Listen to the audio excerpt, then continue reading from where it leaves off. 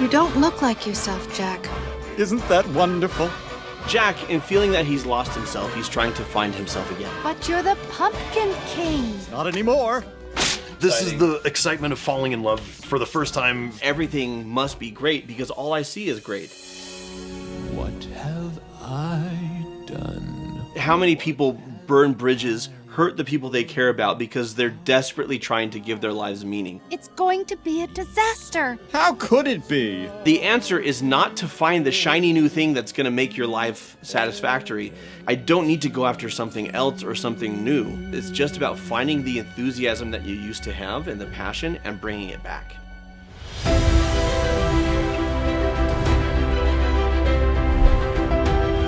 Hello and welcome to Cinema Therapy. I'm Alan Seawright, a professional filmmaker who needs therapy. And I'm Jonathan Ecker, licensed therapist who loves movies. What's going on? What do we got? Have you met the Pumpkin King? The Pumpkin King? Who lives on Drury Lane? Yes. We're doing Nightmare Before Christmas. He likes to impersonate Sandy Claus. Just in time for Halloween. Here's the question. Is this a Halloween movie or a Christmas movie? I found that the best time to enjoy this movie is Halloween night. You've done your trick-or-treating. Oh. You sit down, you're eating your candy, because the movie starts in Halloween and pivots towards Christmas, so it's actually great it's like as a... carrying you across to your new holiday that you're ready to celebrate? And Thanksgiving can suck it. Fuck you, Thanksgiving. Oh my gosh.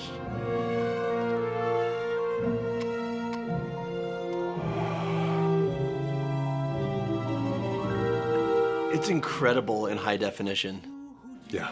In what I do, I am the best, for my talents are renowned far and wide. Yeah, for some reason this feels like a movie that was filmed on VHS, because that's how I remember it. Yeah. It's a revelation in 4K. It's so crazy. So good. With the slightest little effort of my ghost-like... Especially knowing that this all existed. It was created and built by hand. Yeah. With the wave of And my... it feels tactile. That's what I love about it. Yeah, it's one of the things I really love about stop motion. Off their feet. Yet year after year, it's the same routine, and I grow so weary of the sound of screams. And I, Jack, the Pumpkin King, have grown so tired of the same old thing. So maybe it's just where I am in life and I'm projecting, but this feels very much like a midlife crisis. Oh, 100%. No, that's what I wanted to talk to you about, is like, this is very much a midlife crisis movie. It's a guy who's really successful and doing well at his job, which he used to be really passionate about. Yeah. And he's like feeling empty and like, is this all there is? Well, and that's relatable. I mean, not just to guys or people in midlife, but Oh, sure. when I mean, you it work happens to hard and you achieve something and then you get that buzz off it for a while and then it becomes routine. Yeah, the human brain is not wired to be continuously grateful for the same thing. Yeah. Like, it craves newness and variety and all of this stuff because, thanks, monkey ancestors, I don't know who to blame for this. This really speaks to like the quest for identity. And when you're young and everything's before you and all the options are before you, it's a different experience than when you've been at it for a while and you chose something based on passion and based on the joy you thought it would give you. And then you arrive at this place of, I've grown so tired of the same old thing. Mm-hmm. And this is applicable to marriage. This is applicable to a career. This is applicable to any sort of thing that you chose with passion. And then it's just the anything sameness. that you have a relationship with. Yeah. Right? Yeah. Yeah. This episode is sponsored by Cook Unity. Cook Unity is the first chef-to-consumer platform, delivering freshly prepared, pre-selected meals right to your door weekly. With Cook Unity, you can select from 350 plus chef-created meals each week using over 7 different dietary preference filters. We're talking about chefs who are Food Network alums, James Beard Award winners, and acclaimed restaurateurs. That's French. This week I got lemon-baked tilapia from Chef Ruben Garcia, Caribbean chicken curry from Chef Arthi Sampath, and Chef Akhtar Nawab's Southern Soul Gumbo. All right, I'm about to dive in. Stewed Moroccan meatballs from Chef Dustin Taylor. Let's see how you did, Dustin. Shoot, this is really good.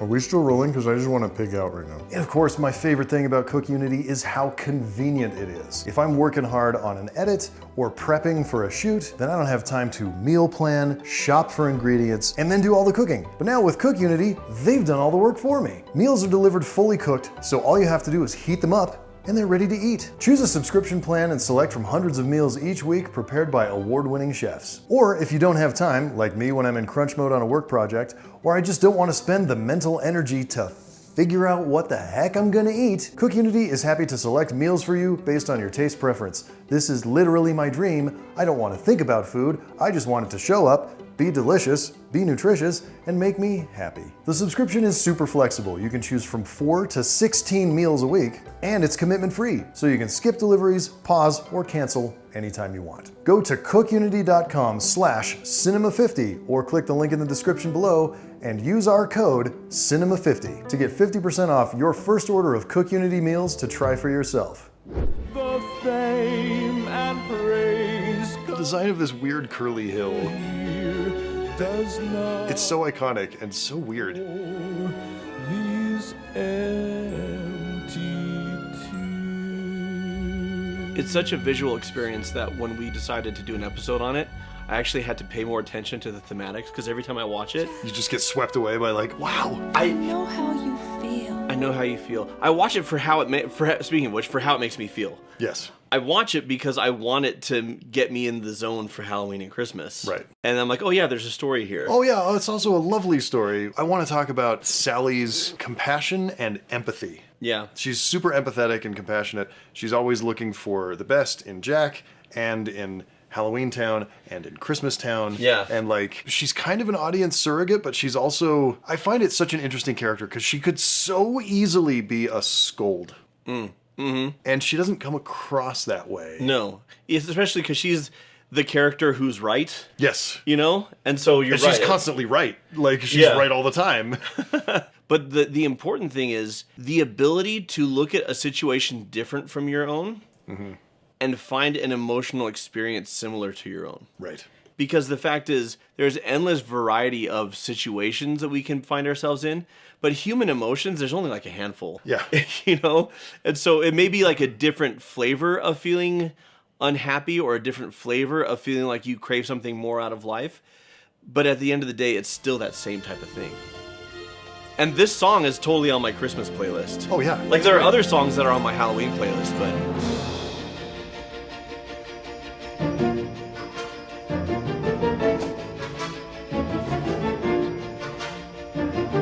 So, has he ever seen snow before? No, I Why don't... did he just eat some? You don't eat snow? Yeah, but I know what snow is. Yeah, that's true. He took a risk there. It's just like, this ground looks edible. My daughter at 2 thought a snow-covered mountain was ice cream and ate it for an hour and a half until her insides froze and I had to get her hot chocolate to save her life. This was at Sundance and I rushed in. I'm like, out of the way! She needs hot chocolate, stat! Like, this is a real thing. What's this? What's this? What's this? I love the la-las on this. Wrong. What's this? We're singing songs. What's this? The streets are lined with little creatures. Okay, but this song speaks to when you feel stuck in a rut and routine. This is I know we're talking about snow, but figuratively, like, the grass is greener. Correct. Everything is new, This everything is exciting. This is the excitement of falling in love Yeah. for the first time, falling in new love, whatever it is. Yeah, and then chasing that feeling, the wonderment of it all, and everything must be great because all I see is great. This is going to be a weird pull to talk about infidelity in a Nightmare Before Christmas episode. Okay. But if you look at Jack's relationship to Halloween as a marriage, it's grown he's stale. Cheating on Halloween with Christmas. And one, he wants to, maybe like bring Christmas in the back door and see if Halloween wants to have some fun with it. And like... I just threw up in my mouth a little bit. That's crass what I just said, but it's also 100% accurate. It is 100% accurate. So- that's what's happening. And so the issue, and we're going to see this as the clips play out, I don't know what clips you've pulled, but I know the story of the film, is that Jack at first thinks Christmas is the answer to how stale his life has grown. Right. Right? In other words, like starting a new relationship to spice things up and maybe like forget about the old one. That's not the solution. What he's experiencing here, it's not that Christmas is so great. I mean, I love Christmas, but it's not that Christmas is so great and Halloween is so terrible. It's that the joy and the innocence and the enthusiasm that I'm feeling for Christmas, I could bring to Halloween. Sure. And when I'm counseling couples, it's like, well, what makes an affair appealing? It's like, well, I feel seen, I feel respected, I feel passion, I feel wanted. And then in couples therapy, the answer then is, okay, how can we bring that? How can you do that in your actual relationship? Yes, right? And recognizing if the spark is gone, how do we get it back? So I'm going to treat this a little bit like... Like you're giving therapy to a couple that's dealing with infidelity? Yes, if the couple is Halloween and Jack. But I don't know. It's a reach, but you see it. Honestly, that's my favorite approach we've had to an episode, I think. Here, let me show you.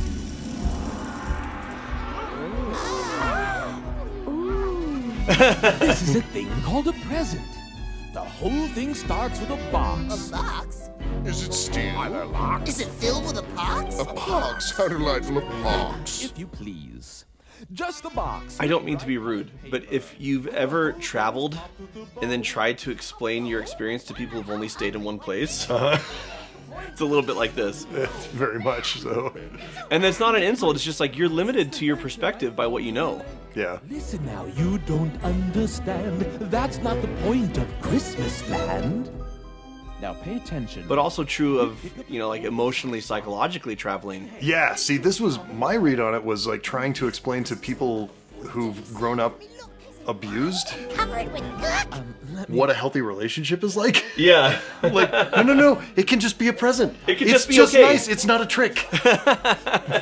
You don't have to be on guard. Or people who have like one perspective that they've inherited and they're just like staying with it. And what they're going to do is... There's so many reads on this. Because what they're going to do is bring their own take to it and change it. Which also makes me think of any foreign food that's Americanized. Give them what they want. Might as well give them what they want. Yeah. This is the entire history of Panda Express. This is how it came to be. Yep. People tried to bring Chinese food to America. They opened a real, honest to goodness Chinese restaurant, and it didn't sell very well, and so they made it worse and worse and worse. And America's and like- eventually, Americans were like, "Oh, we'll buy this," and then they're like, "Cool, let's see if we can expand," and it blew up. Pizza? Now that's what I call a taco. I talked a little bit about how these Halloween Town residents are sort of abuse victims, and they're seeing through that lens, and Sally is not. Yeah. She's the one there who's like, oh, it could be lovely and And delightful. she's the and actual it's so abuse cute." victim. Yeah, and she's the... But their life has been darkness, and it has been fear, and it has been... I mean, granted, in this version, that's all... That's our fun- job, it's but fun we're not fear. mean. Like, Yeah. we do it for... But they're still limited to, this is how the world is. Right. And so if my life is dark and my life is fear, then everything I see is through that lens. Which is interesting because the reverse isn't necessarily true when Jack's in Christmas land. Right. Like it feels like an invasion. Elves are waking up with a start like they just had a nightmare. And by the way, one thing I really like about this movie is there's 100 different reads on it. Oh, yeah, it's so open to interpretation, which is great. So we're going to share some of ours, but we would love nothing more than to read in the comments what your read on this movie is, what you bring to it, which is kind of what we're seeing the theme is like, it is what you bring to it, just like how Halloween Town, what they bring to Christmas. Yeah. Where do you meet Nightmare Before Christmas, and how does it speak to you? Oh, while you're at it, like and hit the subscribe and the bell. Hit the 'Cause, why not? It'll ring and it'll sound like Christmas. No, you hit the bell so you don't miss an episode. Let me explain how YouTube works. Oh, is that what we're doing? Yes. Oh, I thought it was just to... No, it's not a gong summoning you to dinner. It is actually... There's dinner? No. So Jack, in feeling that he's lost himself, he's trying to find himself again. If we're going with the midlife crisis through line, Sure. How many people burn bridges, hurt the people they care about because they're desperately trying to give their lives meaning? I did this, I thought it would give life meaning. It did for a while, but then it faded, so now I've got to find something else. And in that desperation, they just burn bridges. And that's where Jack is right now. He has such a wonderful thing going with Sally, or he could, but he's got to figure out this whole Christmas thing. Yeah. Because he is certain that that's the answer. And the answer is not to find the shiny new thing that's going to make your life satisfactory, because shiny things, they lose their luster. Yeah. It's about finding it in here. It's about finding contentment with yourself, who you are, and what your life is about. Now, granted, in some cases, things run their course. It's time for a change, right? Sure, I know any number of absolutely. people who change careers, and it's like, it's time for that. But other times, it's just about finding the enthusiasm that you used to have and the passion and bringing it back. Yeah. Sally, I need your help more than His teeth look like little marshmallows. Jack, I had the most terrible vision. That's splendid. No, it was about your Christmas. There was smoke and fire. That's not my Christmas. My Christmas is filled with laughter and joy and this. My Sandy Claus outfit. I want you to make it. Jack, please listen to me. It's going to be a disaster. How could it be? Just follow the pattern.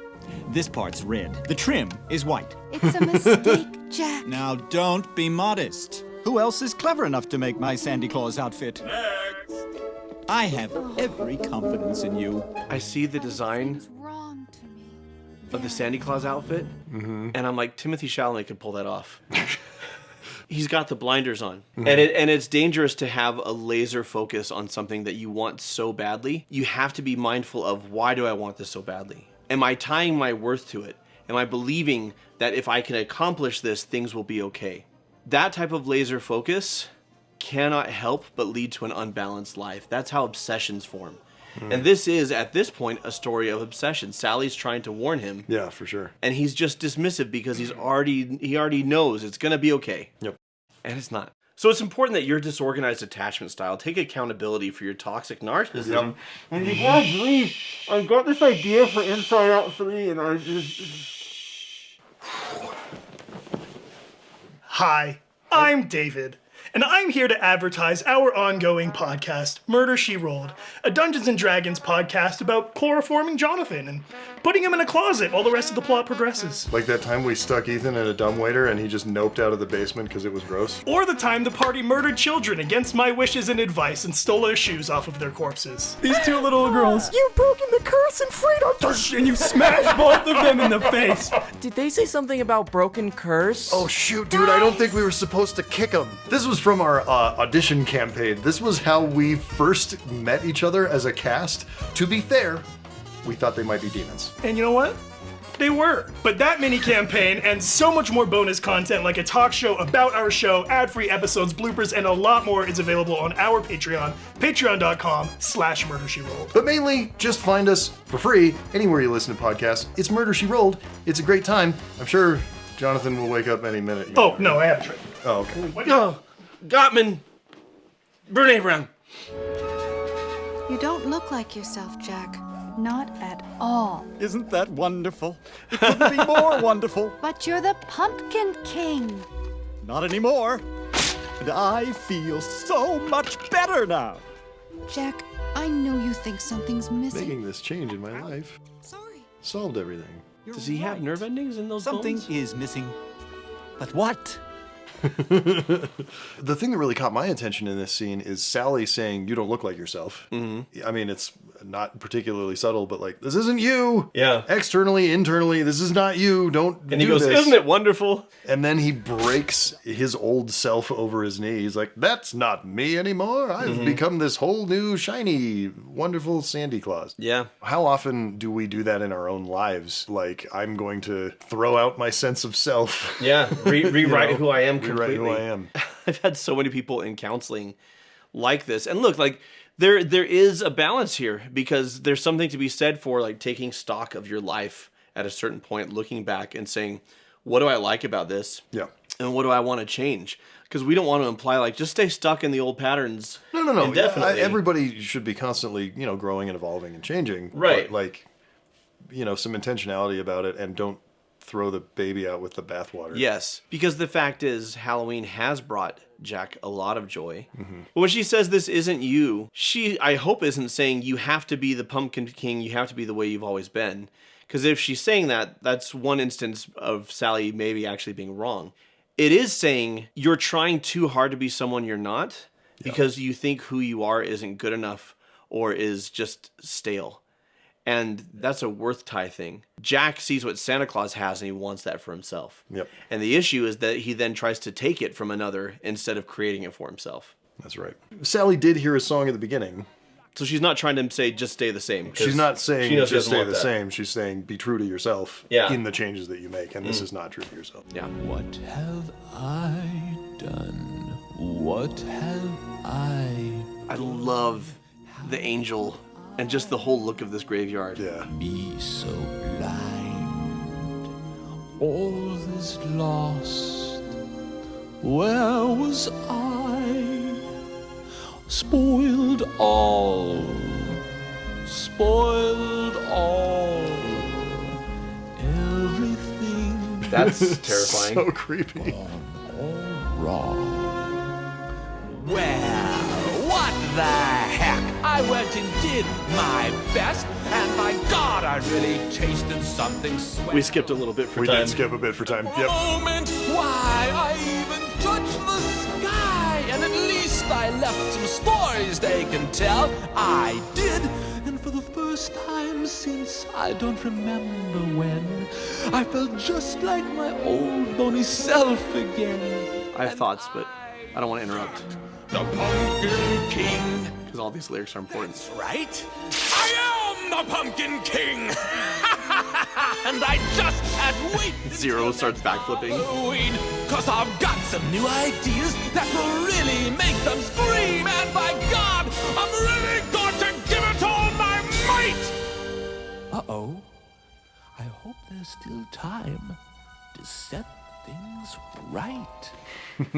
So you talk about sometimes that great stories have a 3-act structure very often. Yes. But also great scenes That's right. have a 3-act structure. Can you walk us through a little bit of the This song has a 3-act Yeah, structure. yeah. The opening act is recognizing, oh, I've totally screwed up and I've ruined everything for Christmas. The second act, which we kind of mostly skipped just for time, is him figuring out, even though I've done these bad things, there might be a way out of it. And then the end of the second act turn into the third is, I am Jack! Yeah. And then, okay, we're going to do a way better Halloween. And we're going to do, oh, wait, I got to fix Christmas real quick. Yeah, I gotta make things right. This is the growth process. And some people sadly like stay just in the first act of, man, I really screwed things up. Yeah. Which, don't get me wrong, is an important realization when you absolutely have. Yes. The issue is then believing that you are scum, or that you are garbage, or that you can't make things right. Yeah, not true. I'm a big believer in the only failure in life is not learning the lesson. Yeah. And sometimes the best lessons are the most painful ones. And this is a very painful lesson for Jack. But what it does is it pivots him back towards, what have I been chasing that I didn't already have? Right. The sense of joy, the sense of wonder, breaking free from routine. I don't need to go after something else or something new. I just have to bring it from here and here. And he went external. He's like, I got to go to Christmas and bring Christmas. I got to get the Santa Claus hat. I got to do all these things differently because the answer is outside of me, but the answer was always inside. Yep. If your marriage is struggling, like, how can I reignite it? How can I reignite it with passion, with love, with appreciation, with showing up in ways that I never did? If you're stagnant at work, it might be a sign that it's time for a different job. It might also mean, like, it's time to break out of your rut. Yeah. I love that he then turns back towards Halloween, but recognizing I still made a boo-boo. I don't get to just walk away and not fix it. Yeah. One of the things that I learned in working with my therapist is, I would often relate things to movies, shocker. Mm-hmm. And one of the things she talked to me about was like, okay, take charge and write the screenplay of your own life. It was just like, oh, I'm stuck in the middle of the second act. I know how to get out of this. I know how to write a character out of this shit. This is easy. The next time you get the urge to take over someone else's holiday, I'd listen to her. She's the only one who makes any sense around this insane asylum. Skeletons. I hope there's still time. To fix Christmas? Of course there is. I'm Santa Claus. Okay. So He'll fix My it. kids didn't understand the side of his nose thing. How did you We get failed them. down here, Sally? Oh, I was trying to. Well, I wanted to. To help me. I couldn't let you just. Sally, I can't believe I never realized. did you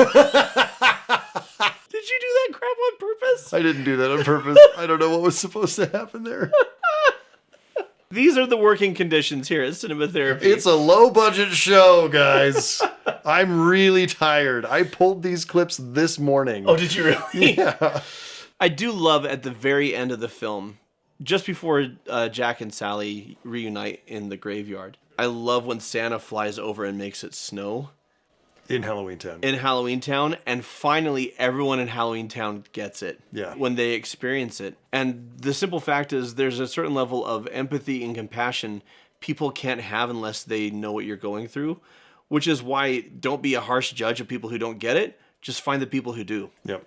One of the reasons why we have this channel is we love sharing the things we're passionate about. Yep. And sharing, and I love nothing more than reading our comments of people who gave a movie a shot that they'd never watched before because of one of our episodes and they loved it. Yeah. And just sharing what you're passionate about. I love reading comments from people who are like, I gave this movie a shot because you recommended it. Mistake. That's my favorite. Because it's like, I exposed you to something that you hated. You learned something about yourself. Yeah. Well, now the things that you like, you're going to like them even more. Exactly. So you're welcome. So until next time. We have to be patient, my dear. It's a phase. Tickle, tickle, tickle. Tickle, tickle, tickle. And watch movies. We want to thank our patrons who support this show and also get things like extended ad-free director's cuts, projects from Cinema Therapy Studios, our little movie studio where we make little movies. Short films and comedy sketches and stuff that are exclusive only to Patreon. It's pretty cool. Folks like Melanie Kirchhofer, Denise Dilworth, King of Naptown. King of Naptown. That's great. Me in the afternoon. Graham Clausen. And Joshua Keeley. Happy Halloween. Merry Christmas. Screw you, Thanksgiving. F*** you, Thanksgiving. Oh my gosh.